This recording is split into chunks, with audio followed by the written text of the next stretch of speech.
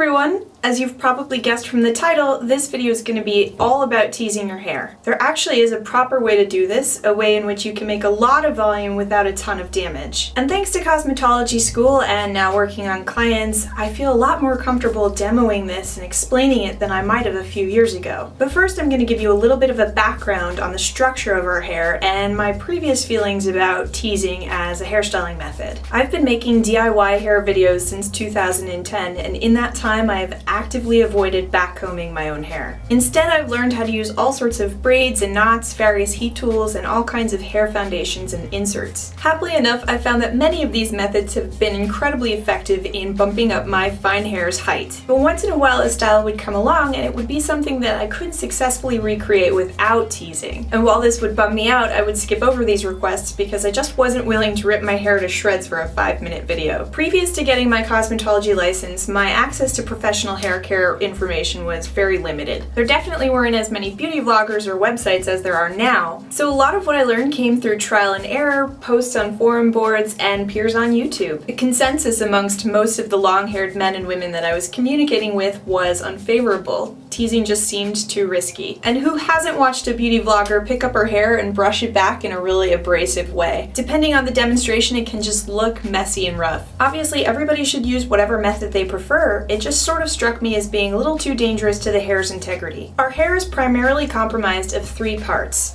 the medulla, the cortex, and the cuticle. Now, if you've ever studied biology and the anatomy of a human cell, some of what I'm going to say is probably going to sound familiar. Because if we took a cross-section of a single hair strand and put it underneath the microscope, it would definitely appear reminiscent of a cell. You can think of the medulla as the nucleus of the hair because it rests in the center of the strand. Now, strangely enough, not every hair has a medulla, and according to my textbook, scientists aren't really sure why that is. Not to mention, there really isn't any way to know if your hair has a medulla unless, of course, you put it underneath a microscope. And who really has access to that kind of an experiment? I've always imagined that dark, thicker hair probably has this center part, and that thin, fine, light hair like mine doesn't. The meaty stuff between the medulla and the cuticle is called the cortex. This is where our melanin is stored, and of course that's the stuff that gives your hair color. There are 2 types, pheomelanin and eumelanin, and it's our genetics that determines which of these we'll have. Pheomelanin is going to be your blondes and your redheads, and eumelanin is going to be your black hair and your brown hair.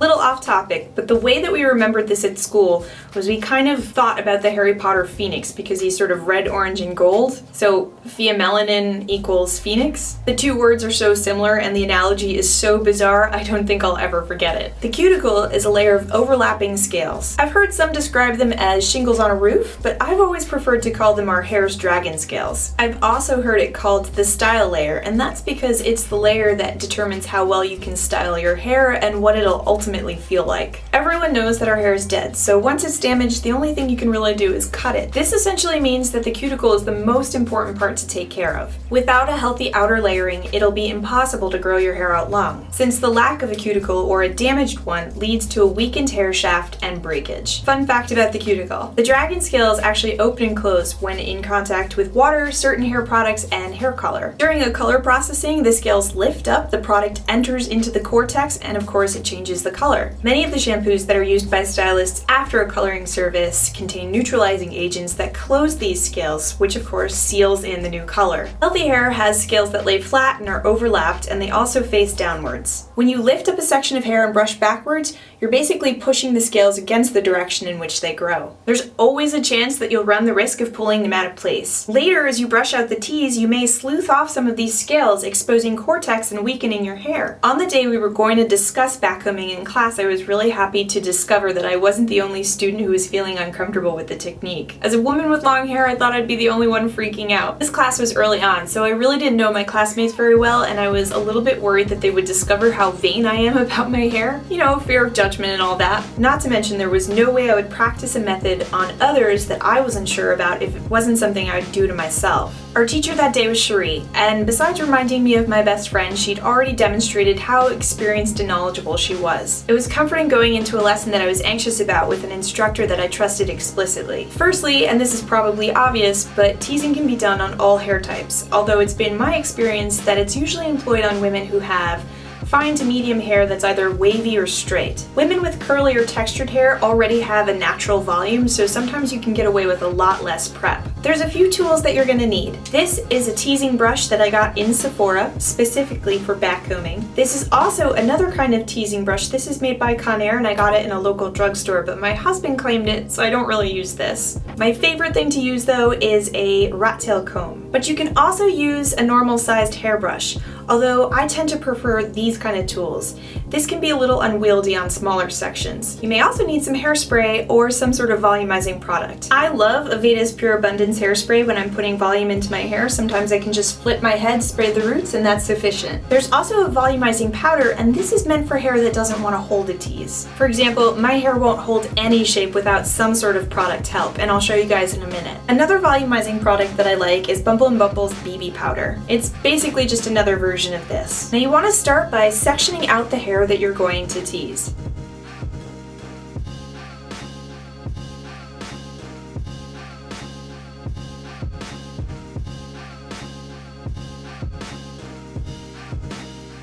I like to work in small sections because it definitely makes me feel like I have more control. And I happen to be a person who teases from the back to the front, but you can also do it the other way around, from the front to the back. Now you want to avoid the urge to hairspray first. This might not seem obvious, but think about it. Imagine a tangle that has a glump of sticky honey in it. Would you be able to pull that out without rinsing the hair off first? Probably not, right? And wouldn't it be painful and a waste of time? We can apply this analogy to hairstyling and in particular to teasing. Hairspray is meant to stiffen the hair into a stylist's desired form. So spraying before the tease kind of defeats the purpose, and it's like putting honey into your hair and then expecting it to move into a certain shape. Instead of hairspray, you can invest in some sort of volumizing powder like the two that I've shown you, or you can do some research and find another brand that you like. As I said before, my hair won't hold a tease without some sort of product like this, and in today's demo, I'm going to be using the Aveda stuff. When it comes to application, you can either tap it in like this, or you can squeeze the bottle and just let the little puffs hit the back of the strands like this. Okay, so I'm right-handed. That means I'm gonna hold my comb in my right hand and I'm gonna use my left hand to hold this section of hair. I find that it's best to grasp each section in the middle of the hair strand,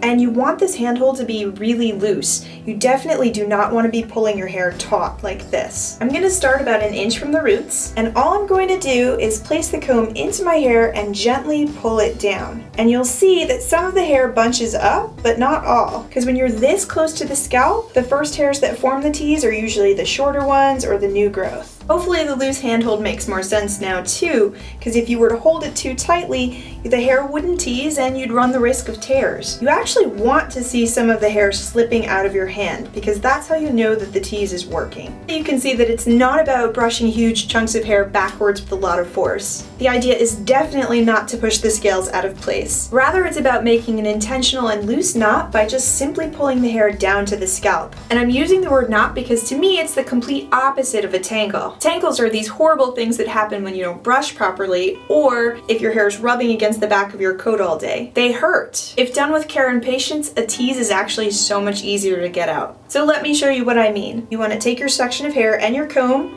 and starting at the ends, just brush and then work the comb through the hair all the way back down to the scalp.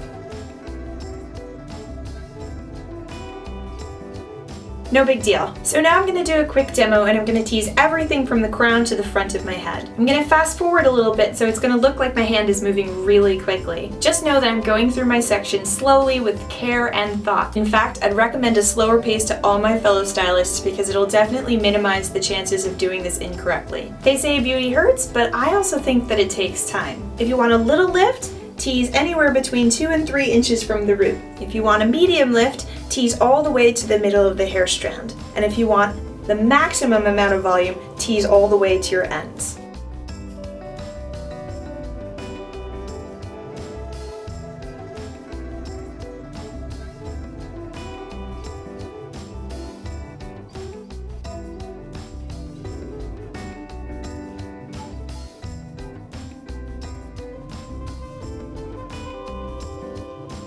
The tease obviously doesn't look nice, so I like to leave the last section out, that way I have some smooth hair to cover and hide it with. This is also the point during which I'll use some hairspray, and I actually like to use lighter stuff when I'm doing a back comb. And that's because I've already got hold from the volumizing powder. I guess you can say that I don't feel the need to overdo it with some extra hold stuff. Not to mention I'll eventually brush this out and it'll be a lot easier to take down if it's not super stiff or glumpy.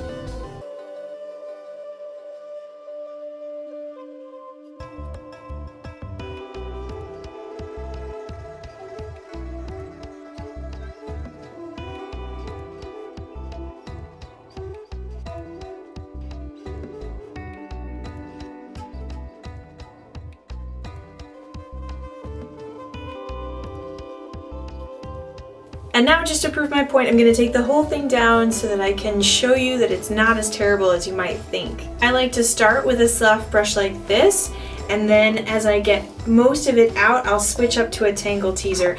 And it's the same as before. You're starting from the ends and you're just working your way up to the scalp.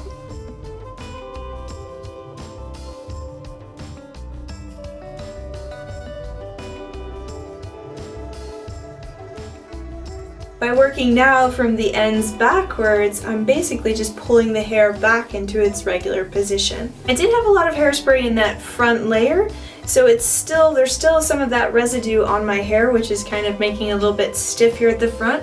But I would say that it's basically back to the same shape that it was when I started the video. Obviously, not all of you are going to feel comfortable with backcombing after watching this video or anybody else's video, and that's okay. If you're looking for styles that don't involve this method, I'd encourage you to go to my YouTube channel and look through some of my playlists, because I have tons of ideas on how to create volume without using teasing. But for those of you that were curious about backcombing, I hope this short little lesson was helpful. Remember, it's not about brushing everything into an unmovable tangle or messing with your cuticle. It's about safely pushing your hair down to create a cushion that'll support your style, your volume, and your pins. Thank you so much for watching my video. If you liked it, please give it a thumbs up, and if you have any more questions, feel free to leave them in the comments below. Until next time, have fun and keep styling, teasing, braiding.